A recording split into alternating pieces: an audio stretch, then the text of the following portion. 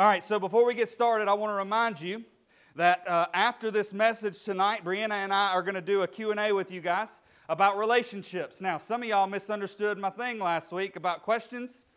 You submitted just random questions that had nothing to do with relationships. Christian, a little bit of Braden too, okay? And that's good, and I would love to answer those questions, and if next year we want to do some kind of series like that, we can. I already have the rest of this year planned out for you guys. Okay, but I put the box back there. They were laughing at me during worship because I put the box back there because if you think of something and you think you're going to forget while I'm preaching, I want you to get up there and write it down and put it in the box. You don't have to put your name on it, but you can. I don't think most of you guys are real shy, but there's no holds barred, okay? So any questions relating to relationships, me and Brianna, we're going to take a short break, go get something to drink, go to the bathroom, then we're going to come back, just sit down with you guys and share our experience having been married. It's not like we've been married forever. We've been married for going on 8 years, but I do feel like our 8 years of marriage is different than many. Okay, I think that the Lord has blessed us with a really strong marriage, and so, So that's that. We're going to do that afterwards. I got some questions that we're going to cover. I want to do a little recap, okay? I want to do some recap. If you're here this morning, I love doing recap because a lot of times you forget the things we've talked about. And when we're sitting down planning these things, like it all connects. We're not just doing random messages. Like there's a reason we're doing these series is because we need all the thoughts to connect. And so first week we talked about friendship, and Matt came and he spoke, and he talked about having a come and see friend, right? A friend that leads you deeper into the things of God. And many of you are in this room, either more recently or in the past, because of a come and see friend who said, hey, come and see this Jesus that I found, or come and see this community that I found that loves Jesus. Right? You got that come and see friend. And then we talked about singleness and how singleness is not a bad thing. And so often it feels like the church looks down on singleness, whereas Paul elevates singleness and he says, hey, this is the better way to live. Because your only allegiance is to the Lord.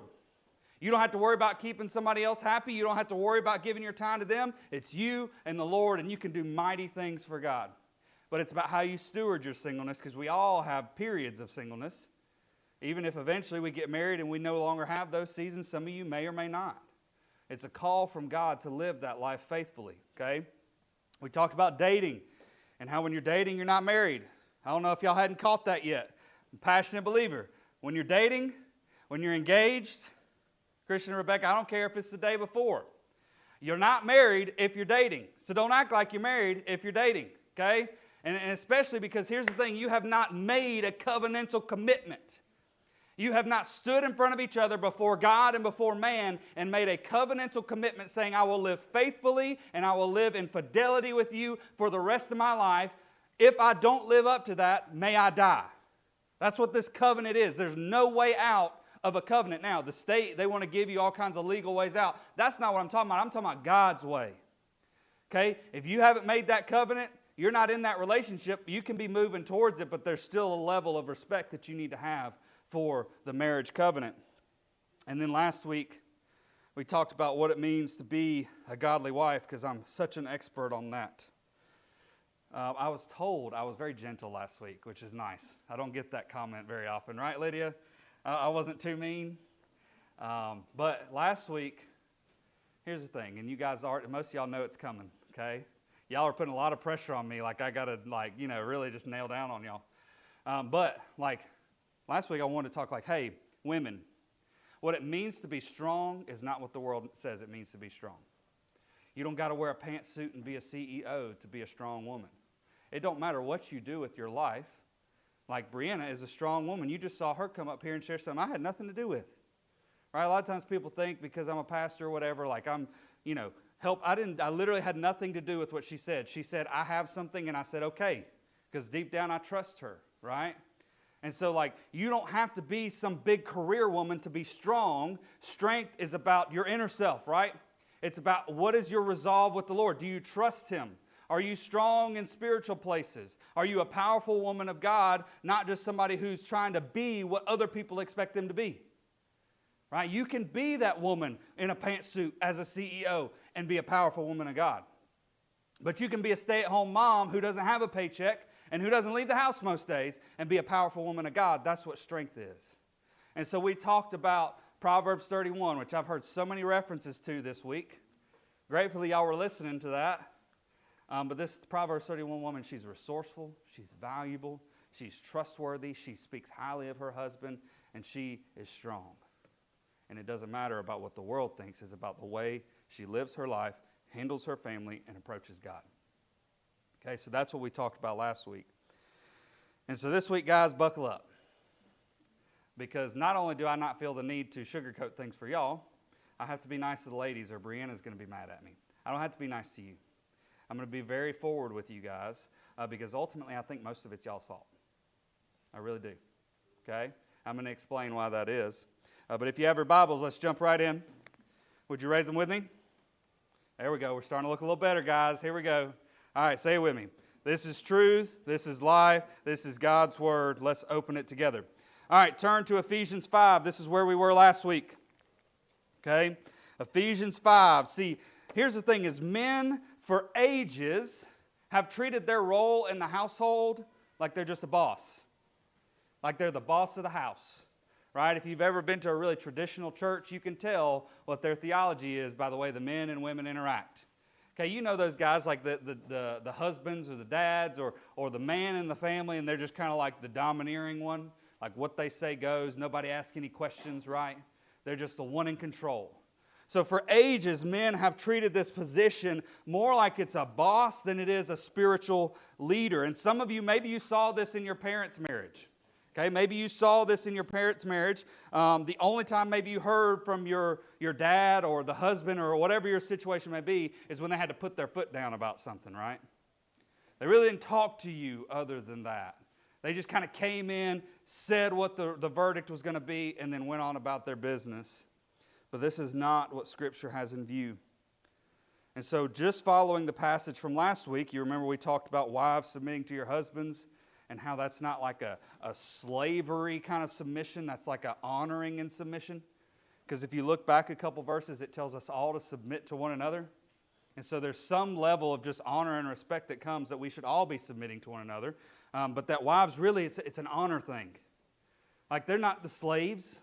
They don't just get told what to do, but they honor and respect their husband because God has put him in a certain position in the home. They still have their own thoughts. They still have their own will and their own choices, but they choose to honor their husbands. And so what you'll notice, there were 3 verses about the women. Guys, there's 8 verses about you.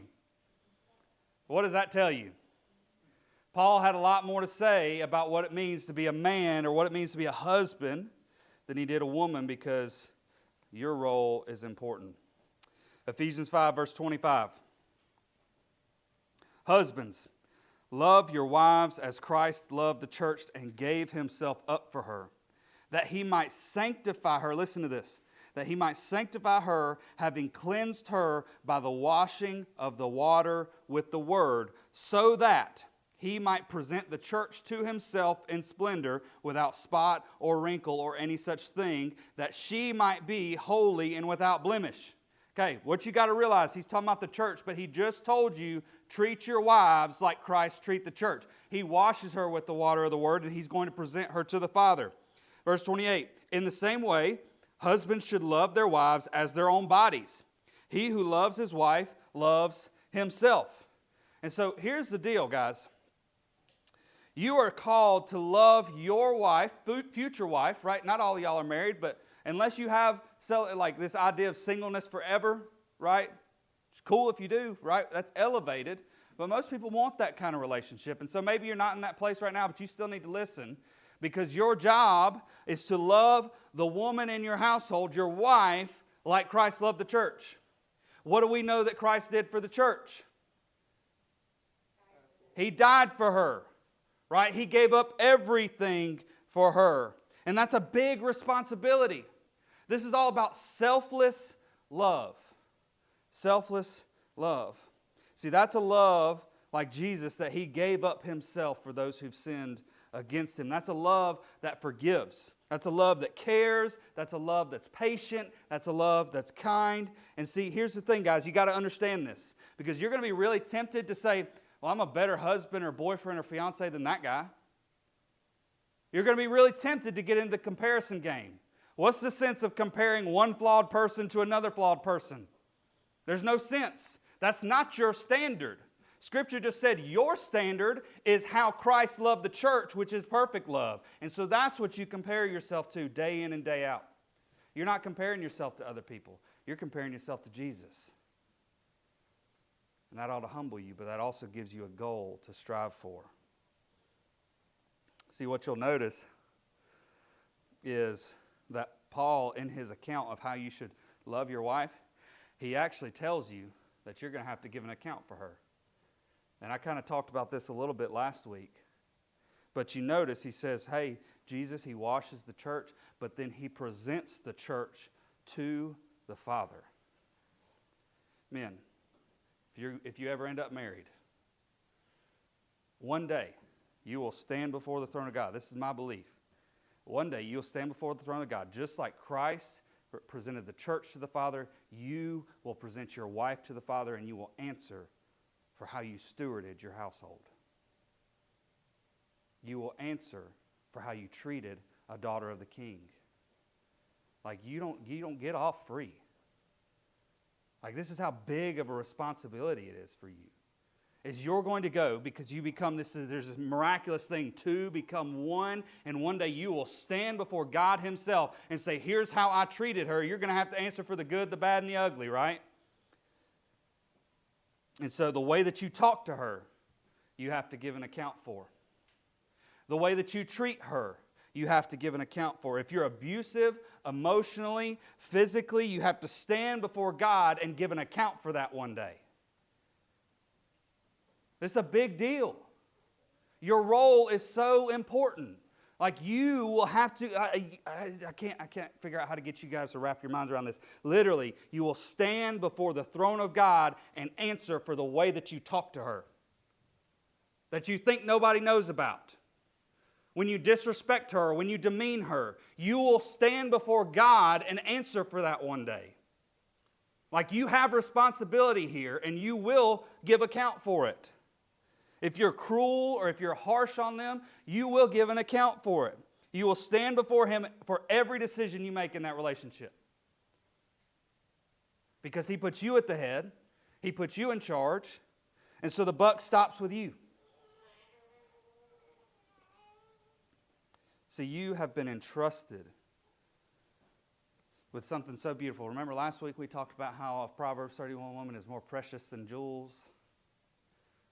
Like you've been entrusted with that. God has made you the spiritual leader of your household, and to take that responsibility lightly is foolish. It's stupid. It shows a lack of maturity and seriousness about the covenant that you've entered or will be entering. Right? See, I have so many thoughts on this. I really try to, I'm trying to give you kind of like a gospel-centered thing, because my flesh wants to come in and just be like, wake up! Like that's what I want to do, right? But I truly believe that the problem we have in our culture is we have a bunch of boys running around pretending that they're men. We have a bunch of boys running around pretending that they're men, that they think because they have a penis and testosterone in their body, that makes them a man.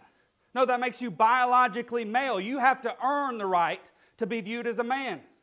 Because if you're irresponsible, if you're immature, if you're abusive to people, if you're cruel, you're nothing but a boy. You have insecurities of your own that you're projecting on other people.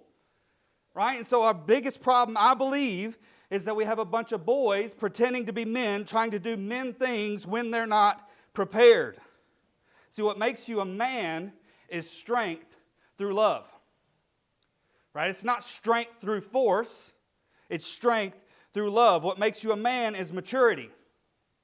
Is maturity, and it's taking responsibilities of your actions and your life, choosing not to be a victim, choosing not to be a product of your circumstances, but to take control of your life and become the man you want to be, not the one everything else is trying to make you out to be. What makes you a man is leading your family well. Even if you aren't in a marriage, it means honoring God in everything that you're doing. Whatever relationship you have. I don't even care if you're in an official relationship with that girl. You still ought to treat her like God would have you treat her. Treat her with respect and dignity. I love you guys, but some of y'all need to grow up.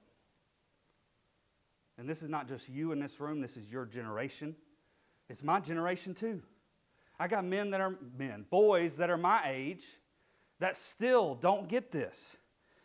But some of y'all got to grow up. We got to let go of the boyish childhood things and move on to manhood. Right? It's time for you to get your life figured out. Some of y'all need to deal with those issues that you have. Maybe it's something self-inflicted. Maybe it's something somebody did to you. But if you don't deal with those things will manifest in your relationship, and it will cause you not to be the man you've been called to be in your marriage. See, a boy will never lead his wife well. He can't. He doesn't know how to lead his own life well. He will never lead his family well. See, a boy, he lives out of a place of selfishness, and that person's there to serve me. That person's there to serve me. It's a serve me attitude. It's not sacrificial, selfless love like a man would have. Turn to 1 Corinthians 13.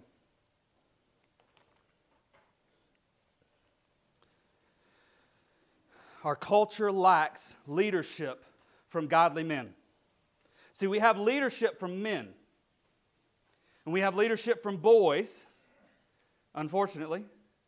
What we lack is leadership from godly men. We have men that demean and abuse women, and they lead us in one direction. We have men that don't even want to be men, they want to be women, and they lead us in another direction. But see, where are the men of God?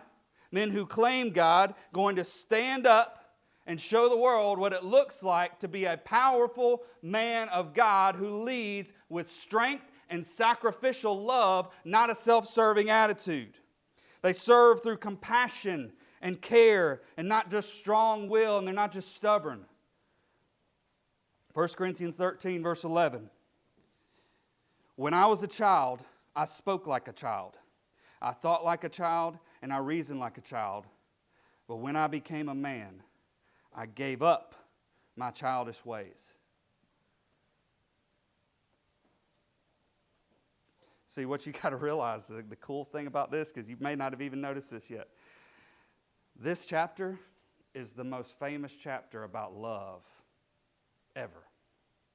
1 Corinthians 13, this is where you get love is patient, love is kind, love does not envy, love does not boast. Like, you've heard it. You've seen it on the Hobby Lobby signs, right?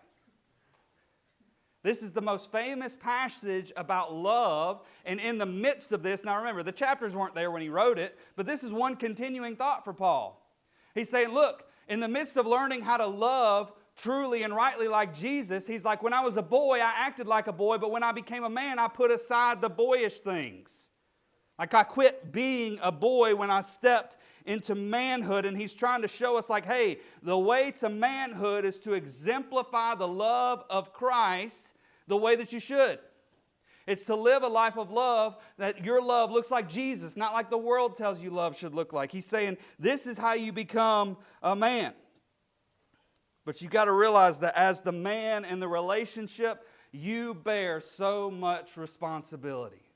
And I know in our 2024 context, maybe this sounds sexist, but what I'm saying is I'm not owning up to like all these privileges and blessings. I'm trying to get you guys to own up to the responsibility and the heaviness that you have in your role. Because if you don't take it seriously, you will never rise to the occasion. Men, if your wife is not doing good spiritually, it's your fault. If your kids don't know about Jesus, it's your fault. If your family is not going well, it's your fault. Because a godly man will not allow those things in his household. He will lead in a way that is compassionate and caring, and he will seek the needs of those around him. And so if those things are happening, even in your dating relationship, guys, I promise you, you're probably a big part of the problem.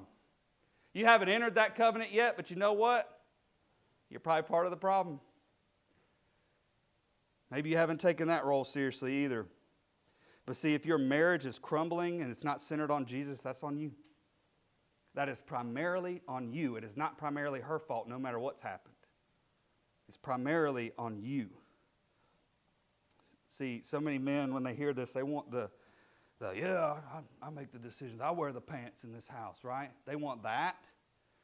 They don't think about the responsibility. And see, a man that thinks about the responsibility never views it that way. Never views it as just his right to make all the decisions.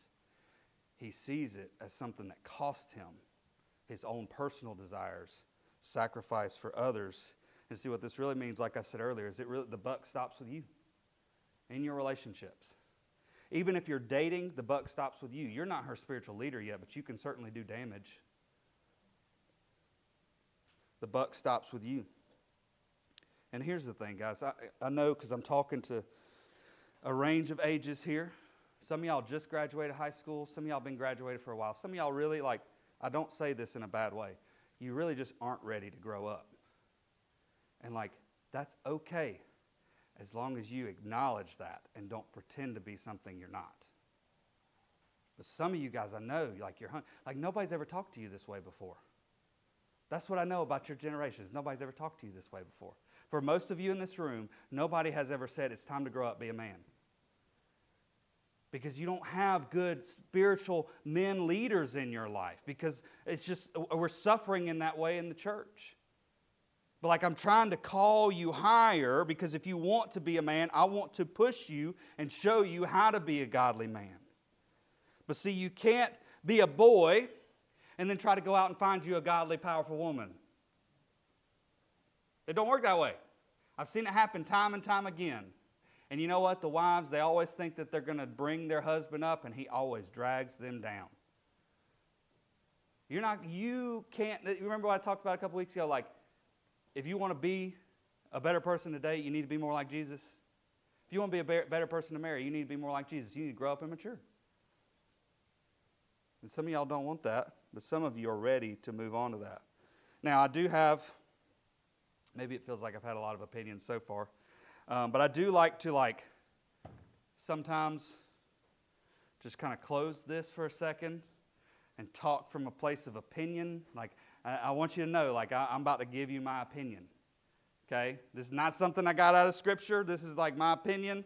You may call it a soapbox, whatever. But see, some of y'all are just dumb when it comes to dating. I don't know how else to say it. Okay, y'all just dumb when it comes to dating. You don't know how to date. Nobody's ever showed you how to date. You want to engage with girls online, but then you want them to like you in person. You want to like, and you want to comment, and you want to Snapchat, and you want to message. But then you get in the same room with them, and you act like they're not there. Okay, you don't have this confidence about you. You don't pursue them. And see, the amount of times, and this is sad, the amount of times I've heard good, godly women say, I can't find any guy who seems interested, is ridiculous. There are single men all over the place, and they claim to love Jesus, but then they don't know how to pursue a godly woman. Let me just tell you, try something different than the rest of your friends. Don't try just messaging them. Don't try just liking their stuff. Don't try commenting. Walk up to them and have a conversation. And I'm sure there are women in this room right now that are like, yes, please. Y'all talking about Riz all the time? Y'all think sending Snapchats with one eyebrow up is Riz? That ain't it. The real way to a woman's heart is to actually treat them like they're valuable. And if you want to do something different, if you want to have a different result than those around you, do something different. Go up to them in person, talk to them, get to know them, ask them out. Say, would you like to go on a date with me so I can get to know you better? How difficult is that? But yeah, everybody's like, oh, I can't find nobody. And it's a room full of mostly single people. And it's I don't know what to tell you. I know you got other communities too. And I know there's single people. Listen, you got to start acting like a man. Quit doing things boyish ways. If you want a woman, act like a man. And a man is confident. He goes after what he pursues, and he pursues them. It's not a convenience thing. Listen, I was in youth ministry a long time. I know what convenience dating looks like. It's, we just happen to be together all the time. We got the same friend group. I guess we're dating. And then they just break up and literally nobody cares. I'm not saying somebody's laughing in the room.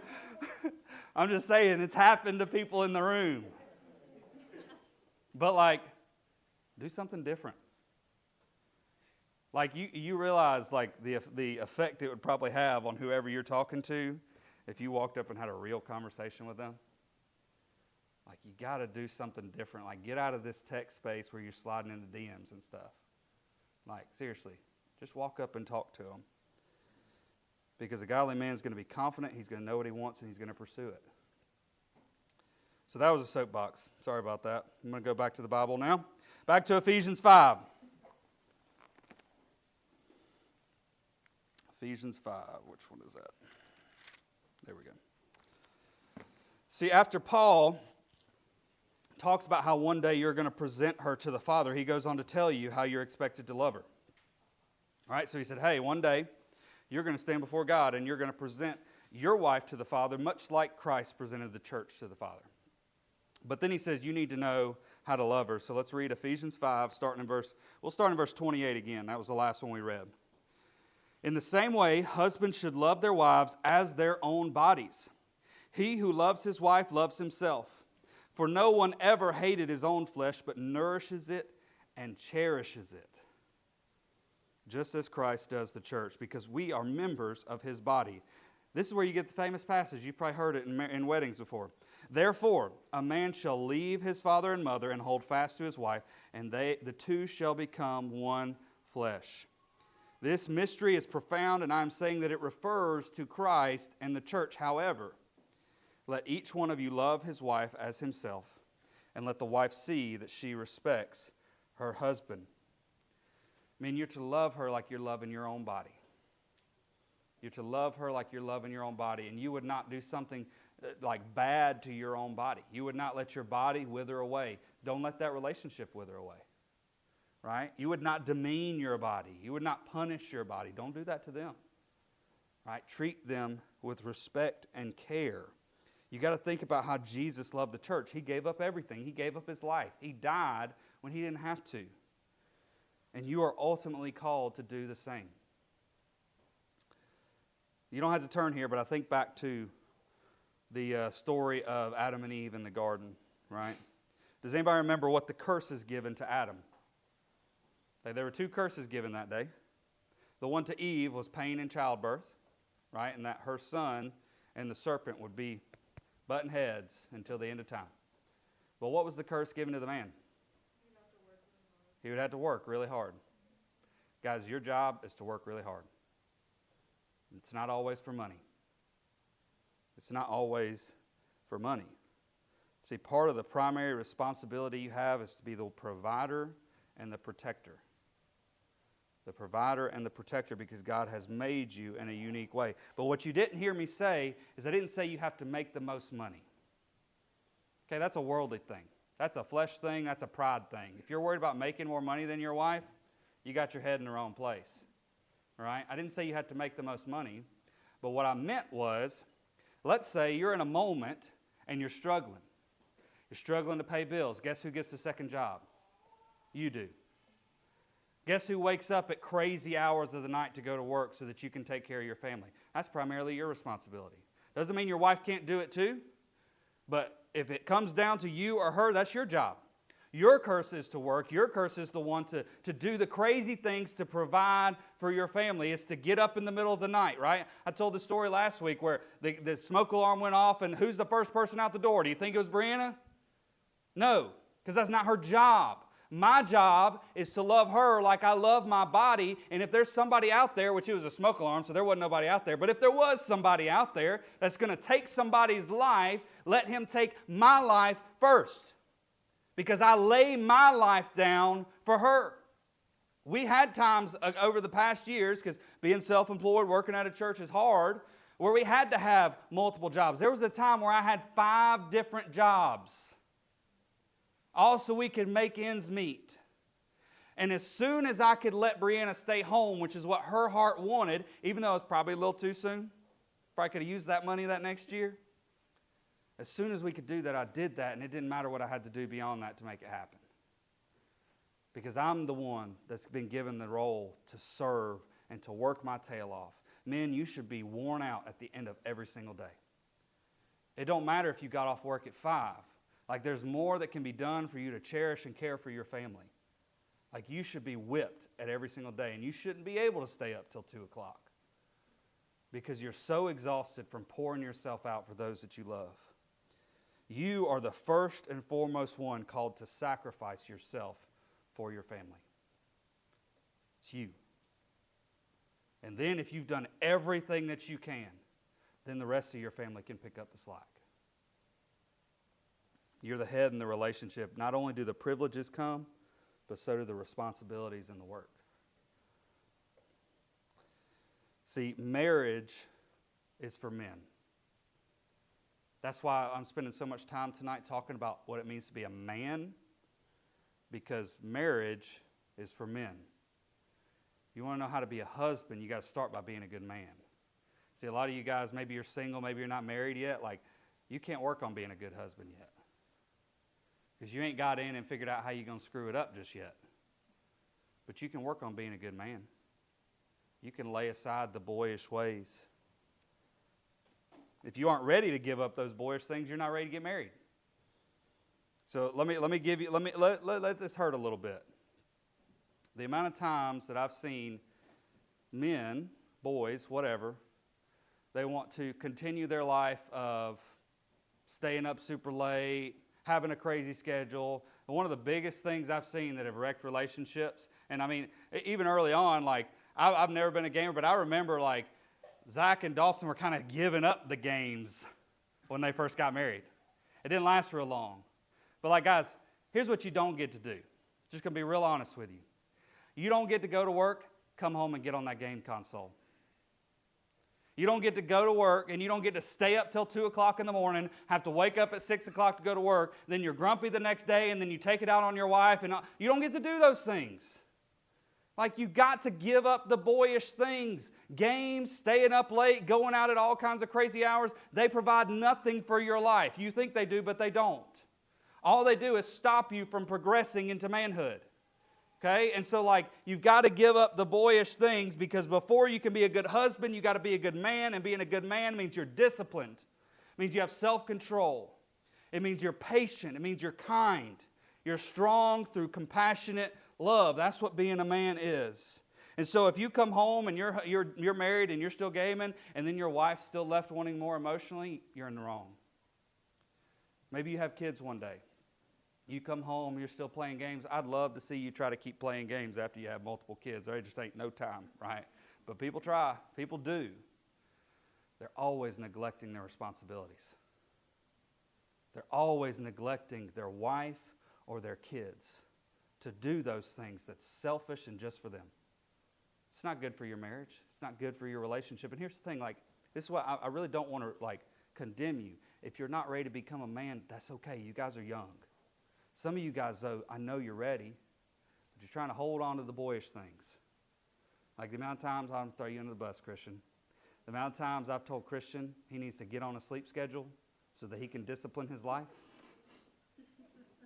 And you know what? He comes to me and he says, you're right, I need to do it. And then we're still working on getting it fleshed out. But like the conviction he's feeling right now is, I'm about to get married. There are things in my life that don't look like I'm ready to be married. I got to get these things figured out. And so now he's in this moment of trying to become the man that he wants to be when he's supposed to already be there. Right? And we all have different areas of our life where it's like that. But guys, y'all hold on to some of the boyish things. I'm just telling you, let them go. Step into manhood. You might think it's boring. It's not. There's a lot of pride. There's a lot of value. There's a lot of strength. And there's a lot of community in good manhood. And so you just got to remember, you've got to give up the boyish things. You've got to give up the selfish attitude. If you can't not be selfish, you're not ready for marriage. And actually I have somebody that I've talked to, and he says, I'm too selfish. I like my time. And I'm like, hey, bro, at least you know I'm glad you're not in a relationship. And he's like, yeah, me too. And that's okay if that's you. But you can't want the benefits of having a relationship without paying the cost of a healthy relationship. Because remember, your marriage is not there to serve you. Your marriage is not there to serve you. Your wife is not there to serve you. In fact, what we just saw is you are primarily the one there to serve the marriage. And so it's going to cost you. You see, even as I'm sitting here preaching this, Brianna's probably like, I'm not real good at that. It's okay. I know I'm still growing too. And I can look back and see I was still in some boyish things. But like, the more of a strong man you become, the better your marriage will be from day one.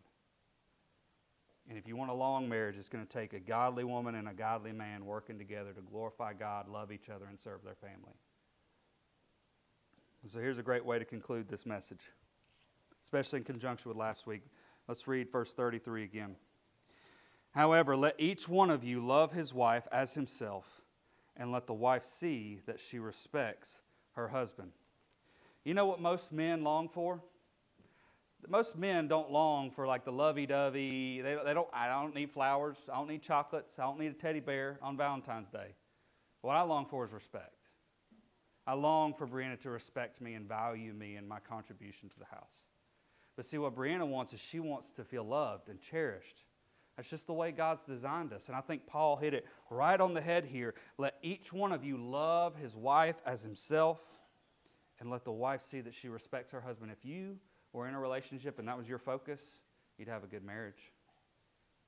Because a lot of times men, they want to be selfish and not love their wives well. A lot of times women want to demean their husbands and like, Brianna, she hates this. I know other women talk about this. Like sometimes you get a bunch of women together, all of a sudden they're trash talking their husband.